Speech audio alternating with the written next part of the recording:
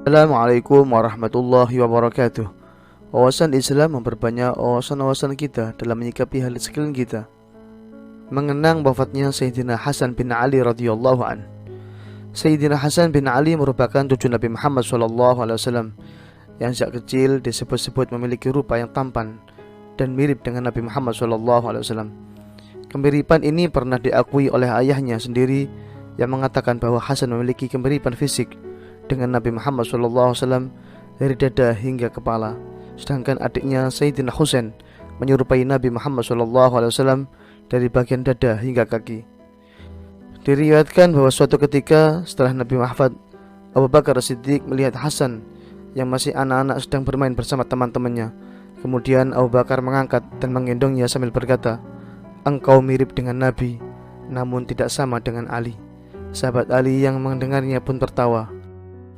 Sejak Hasan masih muda, terlebih setelah diangkat sebagai khalifah oleh penduduk Irak dan terjadinya pergolakan politik di kalangan umat Islam, khususnya antara kubu pendukung setia Sayyidina Ali dan Muawiyah, banyak sekali tuduhan-tuduhan kepada Hasan bin Ali.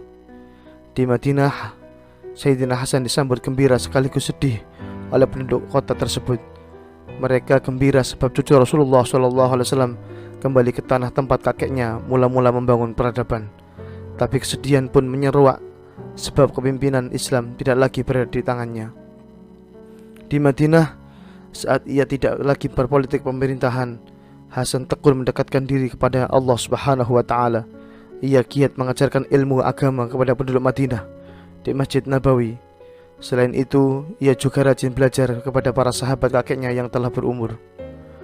Pada 28 Safar tahun 50 Hijriah atau 11 tahun sebelum besok adiknya meninggal di padang Karbala, Hasan wafat dalam usia 46 tahun. Beberapa saat sebelum mengembuskan napasnya, Hasan berkata kepada Husain adiknya, "3 kali aku pernah menderita keracunan, tetapi tidak sehebat yang kualami sekarang ini," ucapnya. Husain bertanya kepada kakaknya, siapakah kiranya yang telah meracuninya. Namun dengan semangat persatuan, Hasan menolak memberitahu orang yang telah meracuninya. Ia khawatir adiknya yang berkarakter lebih keras daripada dirinya akan menuntut balas sehingga akan terjadi pertumpahan darah sesama kaum muslimin. Al-Hamid Al-Husaini menerangkan, sebagian besar para penulis sejarah meyakini bahwa yang meracuni Hasan adalah istrinya sendiri yang bernama Ja'dah bin Al-Asri atas perintah Muawiyah dengan iming-iming uang sebesar 100.000 dinar.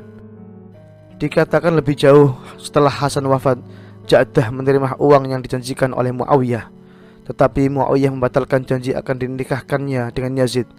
Konon karena Muawiyah takut kalau anaknya akan mengalami nasib seperti yang dialami oleh Hasan, tulisnya.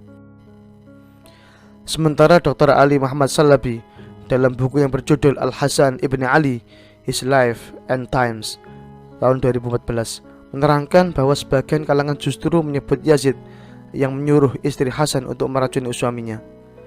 "Jika kamu meracuni Hasan, aku akan menikahimu," ucap Yazid. Namun setelah Ja'dah binti Al-Asri berhasil meracuni Hasan, Yazid mengingkari janjinya. Menurut catatan Dr. Ali Muhammad Salabi, Ibn al-Arabi, seorang pengembang ajaran tasawuf, justru menolak pendapat jika Hasan diracun oleh perintah Muawiyah atau Yazid.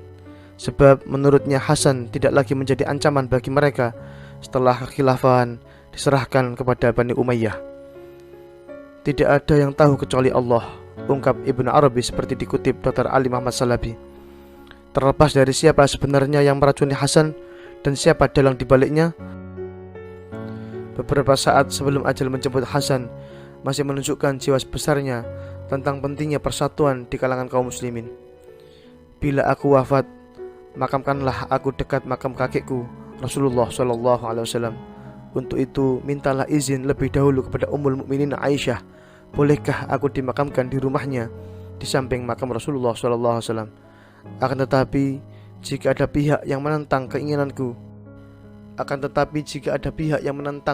ini, usahakanlah agar jangan sampai keinginanku ini mengakibatkan pertumpahan darah, dan makamkanlah aku di permakaman umum Baqi," kata Hasan kepada adiknya sebelum ia wafat.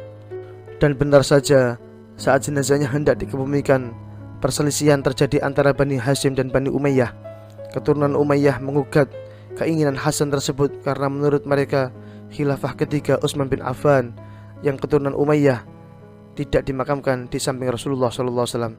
Sementara orang-orang Bani Hashim berkeras bahwa ini adalah wasiat terakhir Hasan yang harus ditunaikan. Di tengah ketegangan itu, Abu Hurairah, sahabat Rasulullah SAW yang terkenal sebagai periwayat hadis, berhasil menengahi dua kubu yang berselisih. Ia mengingatkan pesan Hasan bahwa jika pemakamannya menimbulkan perselisihan, maka ia minta untuk dimakamkan di pemakaman saja.